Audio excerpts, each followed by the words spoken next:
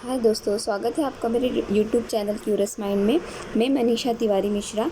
आज हम देखेंगे the national policy for people with disability, यानी विकलांग लोगों के लिए राष्ट्रीय नीति, और इसके बारे में समझेंगे आज हम। ये एक बहुत ही महत्वपूर्ण नीति रही उन लोगों के लिए जो विकलांग थे, और इसे ministry of social justice and empowerment's national policy for people with disability, जो लोग विकलांग हैं उन लोगों के लिए राष्ट्रीय नीति बनाई गई थी। उनके अंदर एम्पावरमेंट के लिए, उनकी शक्ति बढ़ाने के लिए, उनके अधिकारों का हनन ना हो इस वजह से, और उन्हें सामाजिक न्याय मिले, इस उद्देश्य से ये पॉलिसी बनाई गई है। और इस पॉलिसी को बनाया गया था 2006 में 2005 के प्रक्रिया प्लान के बाद, और इसमें दो पॉलिसीज़ बनाई गई हैं। और मतलब जो दो पॉलिसीज़ बनाई गई हैं वो दोनों पॉलिसी एक जैसी ही थी। उसका जो वैचारिक विचार था वो एक जैसा ही था, और दोनों का मतलब यही था कि जो सिस्टम है उसमें सुधार हो, उसमें कुछ बदलाव हो, रियल में समाज में कुछ ऐसे बदलाव हो विकलांग लोगों के लिए जिससे उन्हें सुविधाएं मिलें, और वो भी एक ह्यूमन बीइंग की तरह अच्छी ज़िंदगी जी सके। ये मेन उद्देश्य रहा। तो ये याद रखिएगा कि इसे बनाया गया 2006 में और 2005 के प्रक्रिया प्लान के बाद। और इस प्लान की मतलब जो इकोज़ बोलते हैं ना हम, मतलब इसकी शुरुआत जो है 2005 के प्लान के बाद हुई, और इसे ऑफिशियली जो मतलब स्टार्ट किया गया 2009 में किया गया। वैसे बनी 2006 में थी 2005 के प्लान के बाद, और 2009 में उसे ऑफिशियली पूरे देश में लागू किया गया। और इस बिल में एक स्पेशल स्कूल में कुछ जो विकलांग बच्चों के लिए कुछ स्कूल्स होते हैं, उस स्कूल्स में कुछ चेंजेस किए गए, और उन्हें कुछ सामग्रियां दिए गई उनके केंद्र में, और जो बच्चे विकलांग हैं और उनकी जो टीचर्स उन्हें पढ़ाती हैं उन्हें शिक्षा दी गई। आप इस पिक्चर में देखिए, बच्चे स्कूल के हैं। एक मिनट। हाँ, विकलांग बच्चों के स्कूल में उन्हें टीचर्स को भी शिक्षा दी गई, और बच्चों को स्पेशल स्कूल में ऐड किया गया ताकि उन्हें और बेहतर चीज़ें मिलें, उनके रिक्वायरमेंट के हिसाब से, उनकी ज़रूरतों के हिसाब से, उन्हें किसी चीज़ की कोई कमी ना हो।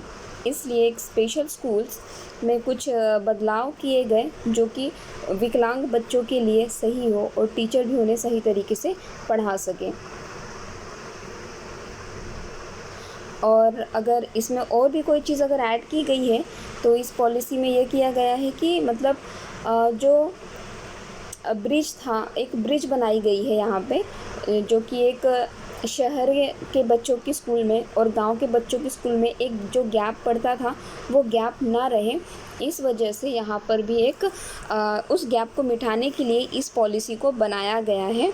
और इसे जैसे जिला स्तरीय में पुनर्वास केंद्र हो विकलांग बच्चों के लिए, इसका भी प्रावधान दिया गया है, जिसे DDRS मतलब कि district disability and rehabilitation centres इसे बनाया गया है। यानी बच्चे जो विकलांग हैं वे बेहतर तरीके से पुनर्वास में रहकर अच्छा एजुकेशन ले, ये उसका उद्देश्य रहा। और सबसे बड़ी बात इसमें ये रही कि इस पॉलिसी में जो गांव के बच्चे थे और जो शहर के बच्चों की पढ़ाई में जो फ़र्क था उसे मिटाया गया। उस पे एक ब्रिज की तरह इसे ब्रिज की तरह एक जोड़ा गया कि मतलब जो दोनों एरिया के बच्चे हैं वो एक बेहतर एजुकेशन प्राप्त करें। इस एजुकेशन मतलब इस पॉलिसी में यही एक मेन उद्देश्य रहा। उसके बाद इसमें लोगों को जागरूक करने की ज़रूरत पड़ी, यानी जानकारियाँ दूसरों को देनी पड़ी, और उसके लिए उन्हें जो भी सामग्री चाहिए थी विकलांग लोगों के लिए उसे दिया गया।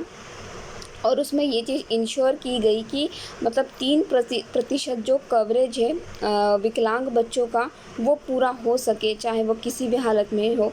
और इस पॉलिसी के अंतर्गत गरीबी को ख़त्म करने की कोशिश की गई है, और जो लड़कियां विकलांग होती हैं उनके लिए उनके तरफ भी ख़ास ध्यान दिया गया है इस प्रोग्राम के अंतर्गत। यानी लड़कियों की तरफ ख़ास ध्यान दिया गया है उनकी पढ़ाई की तरफ, और जो गरीबी है उसे दूर करने की कोशिश की गई है।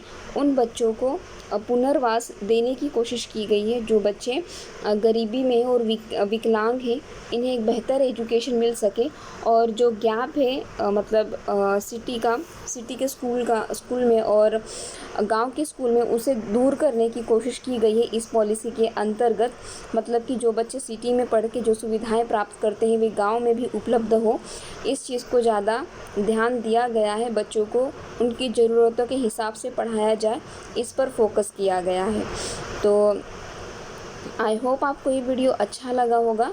अगर अच्छा लगा हो तो लाइक करें, शेयर करें और अपने दोस्तों के साथ शेयर करें और सब्सक्राइब करें। Thank you for watching this video.